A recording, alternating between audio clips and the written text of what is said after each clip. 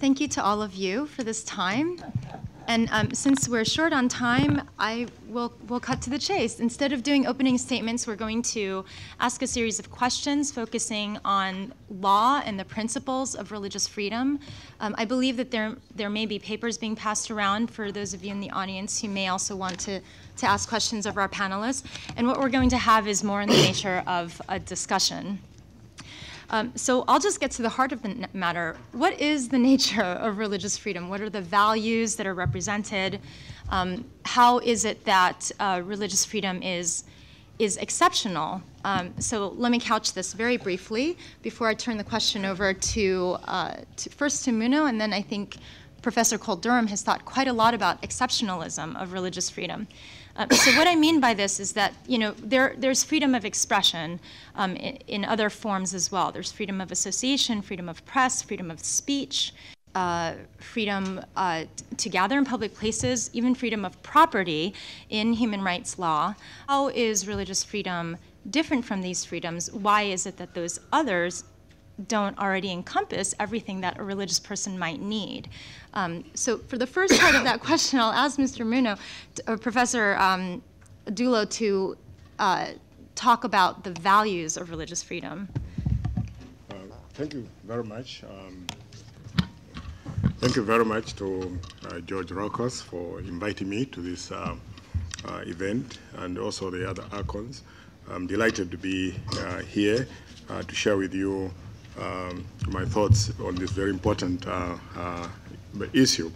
I think, as we heard from the various speakers, the nature of the right is quite clear. That we talk about two aspects in terms of the right of belief, which is, I think, considered absolute, and then, of course, you have the expression, that is the manifestation of the right to belief, which in most instruments, as we saw from the covenants and the Universal Declaration, is subject to some limitation, but which is severely regulated in terms of that it has to be justified. Now, on the question of why the right to religion, I think the right to religion is fundamental to democracy and the protection of other rights, because first it implicates the question of discrimination. Freedom of religion goes hand in hand with the discrimination prohibition.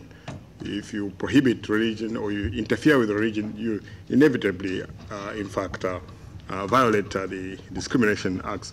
And also, it is linked very closely to all the other rights in terms of, as we heard, property, the question of speech. So I would argue that, in fact, it is really a test for the observance of fundamental rights, that the right to religion is a test for the other rights. And I think, as I would like to quote here,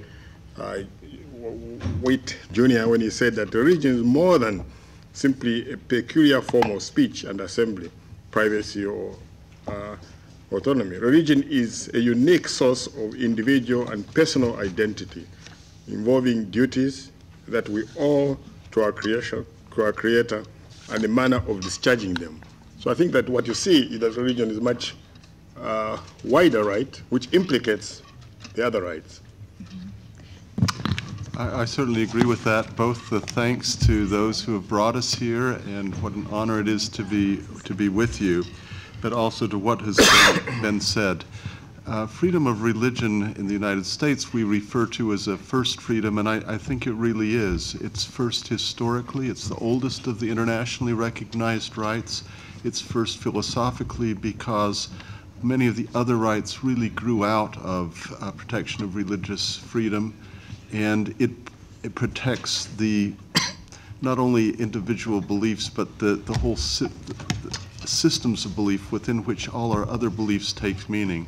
It's also first institutionally because it is so critical to protecting conscience and our capacity as human beings to recognize a higher dimension to life, something that can back and stand behind the rule of law.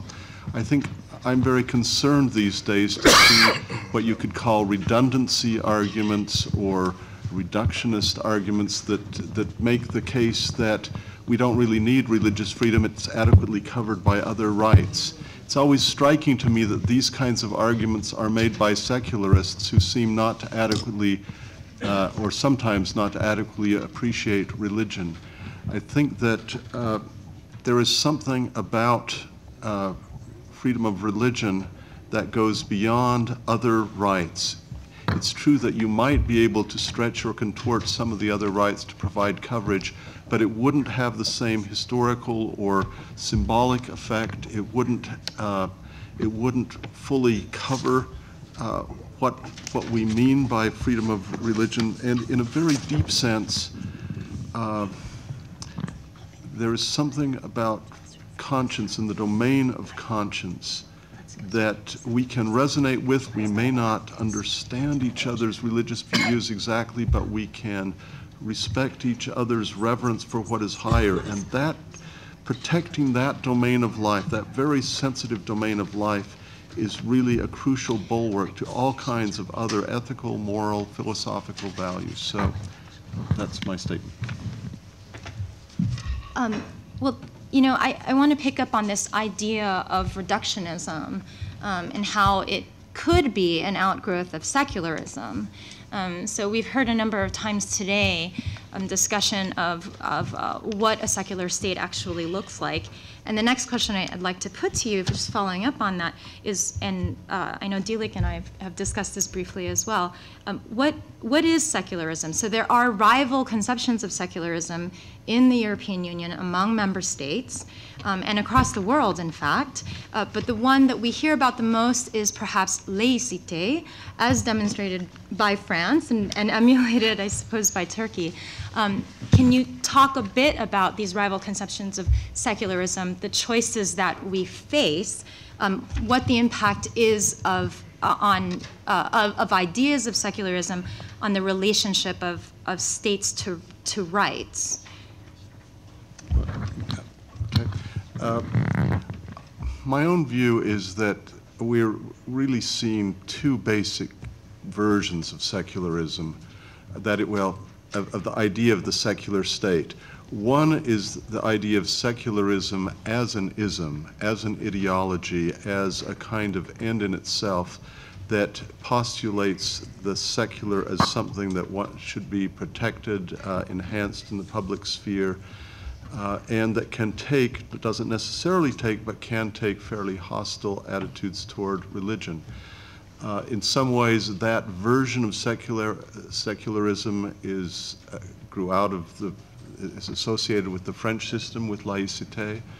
I think Turkey picked this idea up with a vengeance, and I think that the alternative, secularity as a framework that can be welcoming to a broad range of religions and to non-belief as well, but a framework that is as neutral as we can make it, as fair. That is a better version of the secular. We need a secular state to provide a framework for difference, but it shouldn't be tilted against religion. And I think one of the challenges in Turkey and around the world is making sure that we find interpretations of the secular state that move in the direction of the welcoming framework that can accommodate all. Dilik, I'm wondering whether you can comment on that, particularly in the context of the dialogue in Turkey, which I think can be at times quite, I mean, from an outsider's perspective, it can be at times quite polemic, in fact. But this idea of secularity as a framework for difference, is that something that you see taking hold more as a normative discourse? And is the idea that secularism is somehow in conflict with not just religious freedom, because again, I mean, there are so many different conceptions of what religious freedom might look like, but religious expression in the public square. I'm wondering what that debate looks like in Turkey right now. Thank you. I think we need to, I mean, in thinking about religious freedom issues, not just in Turkey, but everywhere, we need to always bear the historical context and the national context in mind. Speaking of, for example, religious freedom as the core or the first freedom in the U.S. is it's not a coincidence given the historical specificities of the foundation of the U.S. So I think we always need to sort of keep in mind the legacy that the Ottoman system has left in Turkey, which was built very much upon the idea of a hierarchy between and among different religious communities, even at times when non-Muslim groups were granted autonomy. This hierarchy was based on the supremacy of the Muslims at the top, and then you had certain non-Muslim groups, and at the very bottom, really, after Jews, Christians, Armenians, you had the Alevites. Now this this structure was very much embedded in social and legal structure of the empire, and when we had a transition to the republic and the construction of the establishment of the nation state, I would argue there actually wasn't a big rupture. There wasn't a big sort of change on the facade. When we look at the sort of at the discourse level or policy level, arguably there was a change, right? I mean, the caliphate system was abolished. Instead, secularism was adopted, etc. But when you look at what has then been the new system that was reinstituted, you have the Diyanet, the religious directorate of the Directorate of Religious Affairs, which effectively, arguably, replaced the Shaykh al-Islam.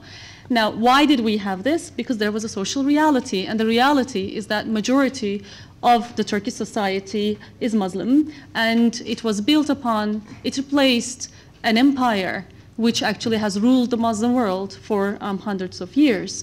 And so there was this tension then between a new regime which adopted very strict interpretation of secularism in order to control religion, but then on the other hand, social reality, that whereby there was a Muslim sort of society which demanded the continuity of certain things, such as learning their own religion. Hence, you have mandatory religion courses, because something had to replace the old Islamic orders where these issues were very much decentralized. And I think to answer your second question, Angela, what left us with was this.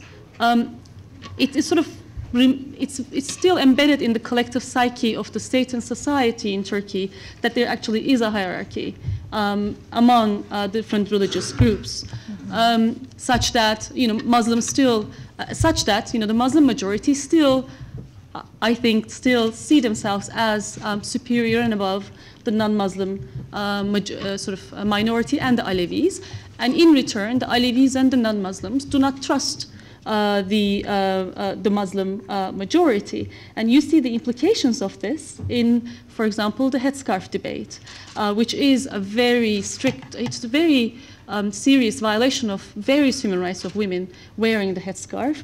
But the non-Muslim minority and the Alevi community have a hard time accepting the fact that the religious freedom of Muslim majority too can be infringed in Turkey. We'll get back to the headscarf issue in a bit, but I wanted to pick up on this issue of the Diyanet, and I have a theoretical question. Any of you should feel free to jump in or not and answer, but can you have true religious freedom if a state-sponsored institution like the Diyanet decides matters of religious doctrine?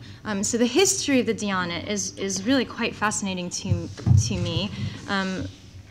I have heard it said that while minorities in Turkey suffer disproportionately, is that they are disproportionately burdened by religious freedom tensions coming from the state.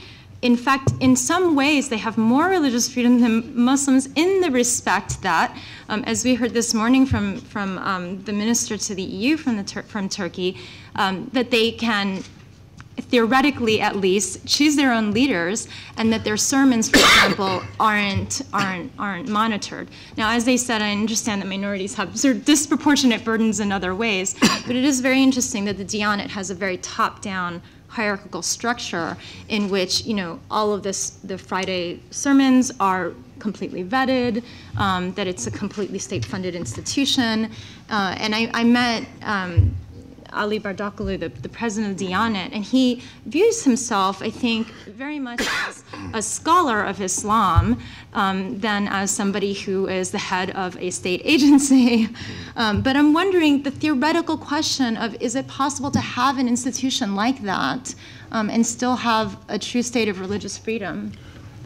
Yeah. I think that it will be very difficult when you try to put in an institution like that and then expect that you will have religious freedom. Because I think that whatever system you put in place must reflect certain values, which must be reflected both in, in the society and also in the legal system. And here I would list a number of, values that I would expect to see, and this would apply to the approach in terms of a secular state too, that you have an open and democratic society, a non-sectarian state that guarantees freedom of worship, is respectful of and accommodates rather than hostile to or ward off from religion. And then the second one would be that they should acknowledge the multi-faith and multi-belief nature of a country. And then, of course, does not favor one religion, one religious creed or doctrinal truth above another. And the fourth would be accepts the intensely personal nature of the individual conscience and affirms the intrinsicality, voluntary, and non-coercive character of belief. And then I think respect of the rights of non-believers. And then lastly, does not impose orthodoxies of thought or require conformity of conduct in terms of any particular worldview. And I think if you reflect those values in whatever legal system you put in place, I think that it would go a long way to guaranteeing the right to freedom of religion. I think in here we also see another kind of tension that's expressed with an organization like the Diyanet that is, traditionally we've sort of thought of there's a divide represented maybe by the Atlantic. This idea that freedom of religion is either the freedom of the church from the state or it's the freedom of the state from the church. And I think that we sort of see both tensions or both paradigms at play in Turkey, but perhaps Cole has something to add.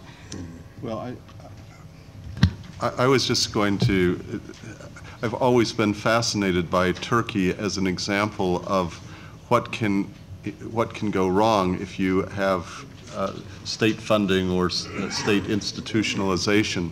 I think sometimes one of the things that's happening in the United States these days is we see various kinds of changes that make it easier for state funding to happen, and this is often viewed as an opportunity to expand religious freedom. Sometimes funding or cooperation, which you see in so many European systems, is viewed as a kind of positive freedom in a sense, but it can obviously go too far. I mean, at a certain point, if you're funding everything, and then that means you actually the funding mechanism becomes not a liberation mechanism, but a control mechanism. Mm-hmm. I just also wanted to pick up, going back to your point about the historical situation. I think I can really understand if you've got a new regime that's really a radical turn, I would say, a radical kind of secularist turn from the Ottoman Empire, much as the French Revolution was a radical turn, why you move toward a laïcité kind of system.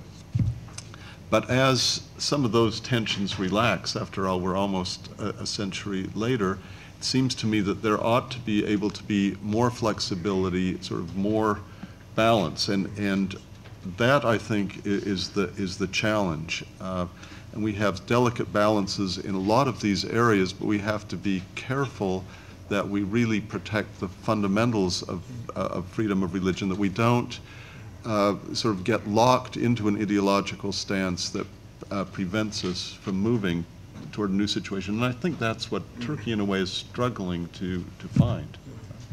So, I mean, speaking of advancing or the future, what is the influence of the EU accession process on religious freedom in Turkey? So I'm wondering about the role of the European Union institutions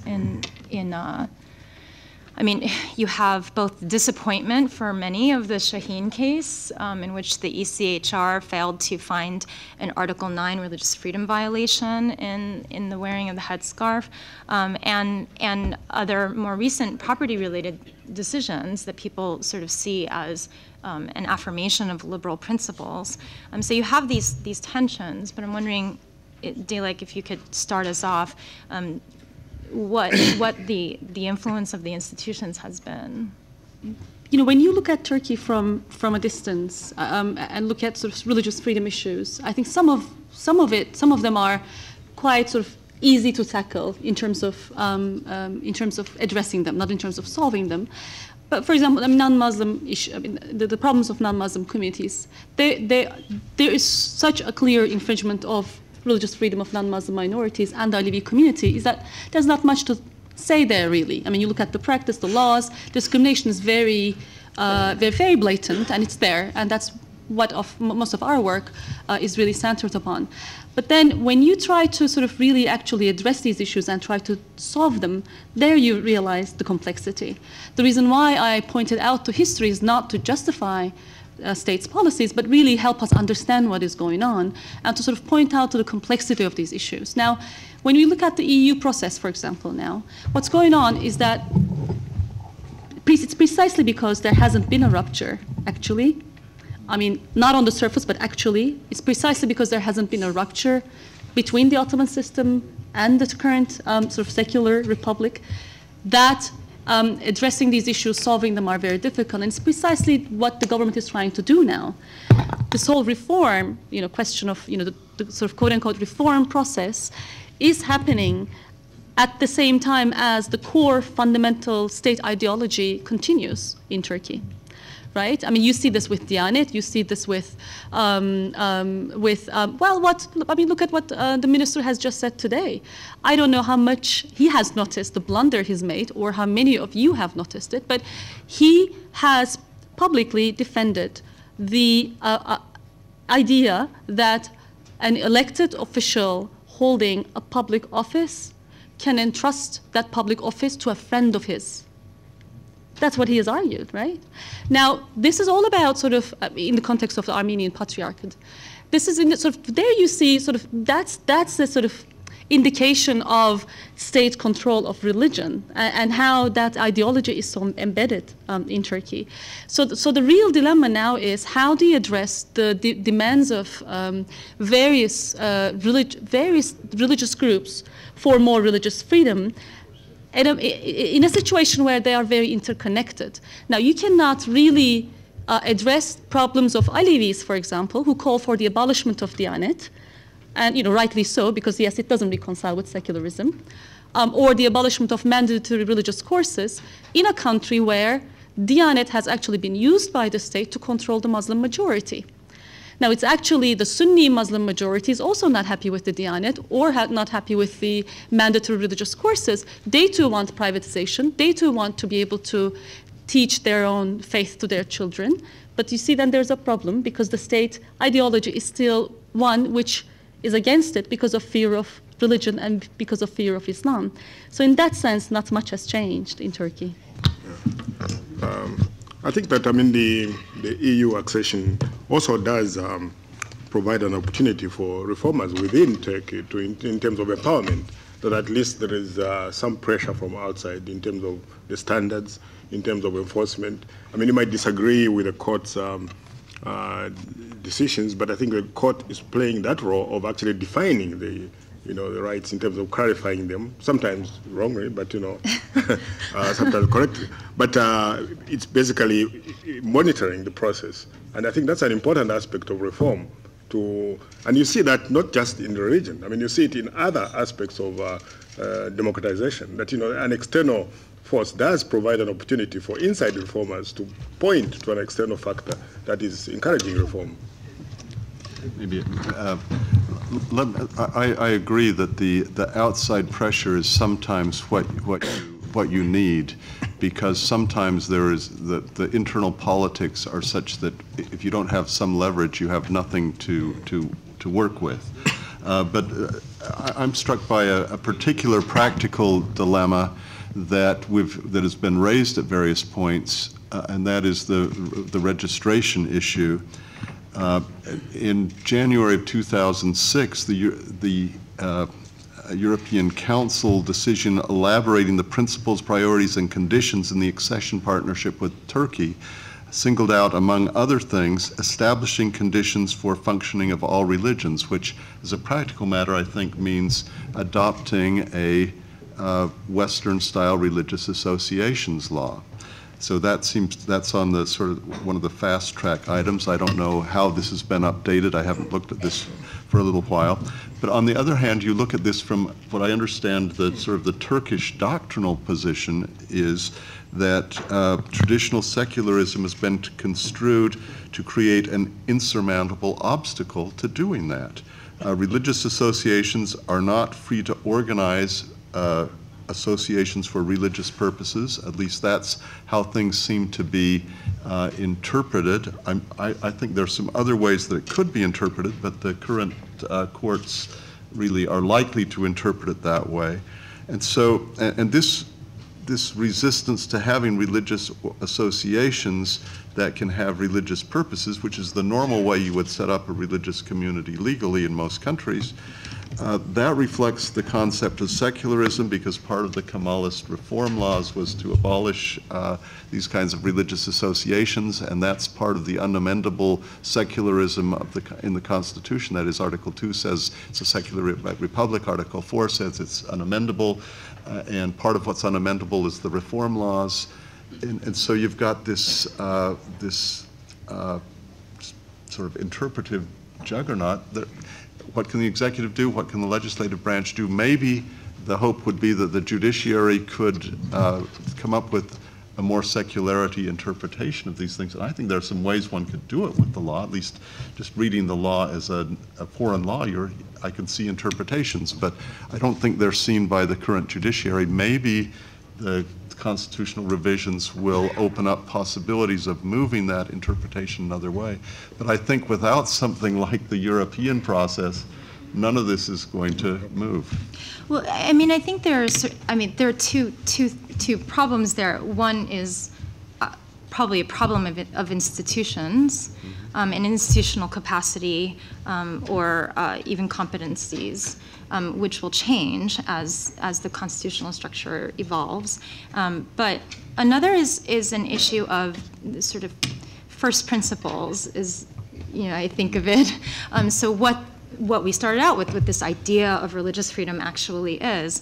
And I think we've sort of seen, as we've all discussed history in Turkey, is that a lot of times the dialogue over religious freedom has been driven not necessarily by a return to first principles and examining how you shape laws and policies from those first principles, but rather it's largely circumstantial. So reaction to a particular history, reaction to specific real or perceived threats, and so what you have is a sort of a patchwork or piecemeal way of addressing questions as they come up. And I'm a bit concerned that even though the external pressure of the EU can be helpful in some respects, and it does in fact help to define rights, as you say, even sometimes if we think it's in the wrong way, that the ECHR is itself confused. So if you look at, for example, the Merve Kavatsky case, where Merve Kavatsky was actually somebody that we worked with, was a parliamentarian who was dragged out of parliament for wearing her headscarf. The ECHR decided her case, but not on the basis of Article 9 religious freedom rights. It was silent on those. It decided that this violated the people's right to vote, and yet they weren't willing to grant that there was any infringement at all of religious freedom, even to come out and say that she clearly did not have the right to that expression. So that tension, I'm wondering whether you could discuss that very briefly, but let me put out one other question. Again, about history and institutions. So we've talked a lot about the Treaty of Lausanne today. You know, I was hearing somebody from the Alevi community discuss the desire for Alevis to be recognized as other minorities have, as an official minority under the Treaty of Lausanne, and that this would be the way that they could gain their rights. But I view the Treaty of Lausanne as a limitation of rights because the state is selectively recognizing groups to have rights rather than, again, returning to the first principle of what the right actually is and whether or not you can have a right at all if it's not universal. I'm sorry, it wasn't the Alevi representative. I believe it was somebody from the Aramean community.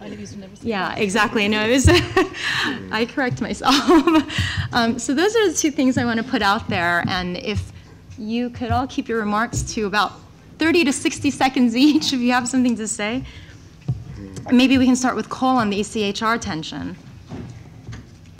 Well, I want to go back to Professor Silk's presentation. I think we have to remember, on the one hand, there's a way, if you just read the text of the Lausanne Treaty and don't know the history, you could imagine it as a very nice statement of minority rights, and if you interpreted it in terms of sort of first principles of equality, it would be fine. It's just that it's freighted with this other interpretation that has the restrictive interpretations that you mentioned, and I take it it's overlaid with other things about the founding of the republic and so forth that I don't know. So, but I think there has been this shift. There are reasons that we move to an individual rights kind of perspective, and I think, and I don't want to be mistaken as saying we should just have.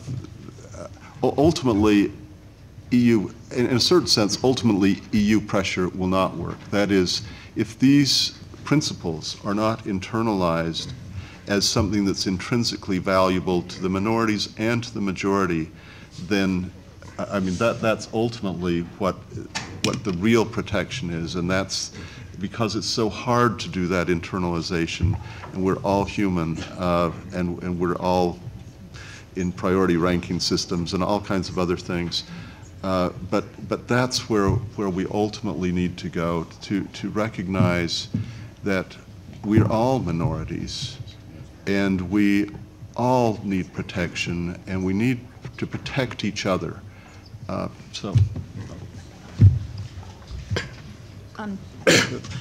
simply, add that clearly there's a history to what is in Turkey, and sure, external pressure cannot solve everything, but I think no one thing can solve the problem. It's a combination of a number of things that must happen, and in the end, I think, as you have rightly pointed out, it's a question of how then the internal legal system is reformed to reflect the values that we are talking about, and that's what really will bring the change. And I think that for me, the value of the European Court is in terms of at least providing some kind of benchmark sometimes, and sometimes guidance, but as you rightly point out, in a particular case, very limiting in terms of the way they resolve the issue. They could have done it in a much wider way, but maybe, as lawyers do, bring another case, which will then involve that issue. So I think it's the question, in the end, of course, it's really reform, transformation in the domestic system. As we were told earlier on, the legal system does not reflect the freedom of religion. And I think that might tie us back to, again, first principles. So how people actually understand the concept of religious freedom is going to influence when they see varying fact patterns in varying contexts, they're going to react quite differently. Dilek, I don't know if you wanted to talk a little bit about the interconnectedness of rights, but also from your research, because I know that TESEF has done a lot of sociological studies on religious freedom, what some of the practical effects of restrictions are. So I'm thinking in terms not just of what the restrictions are, but how they affect people's sense of agency, how they affect their sense of fate, opportunity for development in society. Now, the thing is, I mean, just a few things about really external pressure.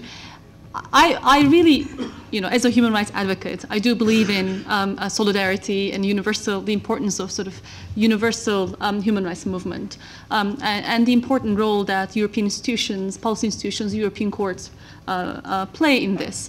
And in fact, they did play a very important role, not just in the near past, but actually in the past 200 years. I mean, Lausanne obviously was the end result of Western powers' pressure on Turkey.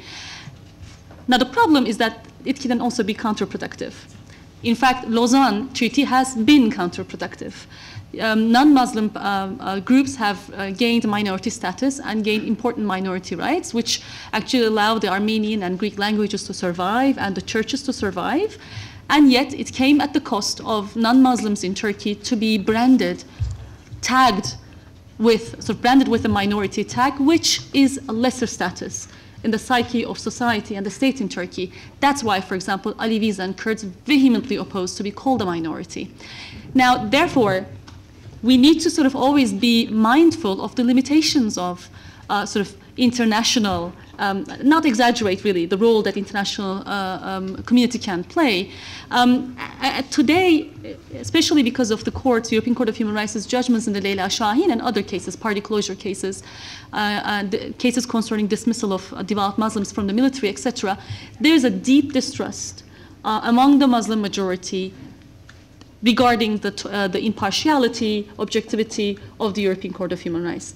This also hurts the case of non-Muslims and the Alevis, I believe, because it's sort of the European Court and the absence of the headscarf ban as a human rights violation in the European Commission's progress reports.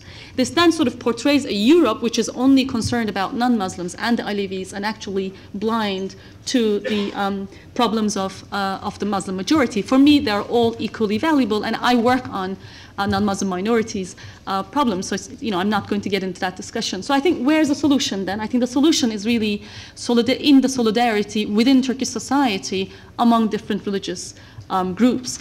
That has started very recently, sort of this awareness that that the problems and demands are interconnected, and that actually Alevis' demand for religious freedom is very interconnected with the headscarf issue, etc. But it's very limited. I mean, we don't see much of that. I think it is only when we will see these different groups litigating together before the European Court of Human Rights on, for example, mandatory religious courses, or supporting each other at the national courts, etc. in Turkey, that we will really sort of see a progress. The only solution is politics and the political process. The judiciary, with this infamous record in Turkey, is, at least in the short run, is not the solution. But I'm hopeful that we are slowly getting there in terms of sort of alliances and solidarity between different religious groups in Turkey. I'm just hoping that we'll get to see more of that. So a final question, I guess, for the future. What are some of the major, and we'll wrap up with this, but what are some of the major conceptual problems that need to be resolved? So the single major conceptual problem that you think needs to be confronted in order for there to be progress in religious freedom. And I'll put out there just that the idea that religious freedom shouldn't be circumstantial, but that it should be rooted in first principles, I think is something that Turkey hasn't quite arrived at, including all of the various religious communities haven't really agreed to a single governing principle, whether that looks like a neutrality of the state with an affirmative accommodation of religious expression, or whether it looks like a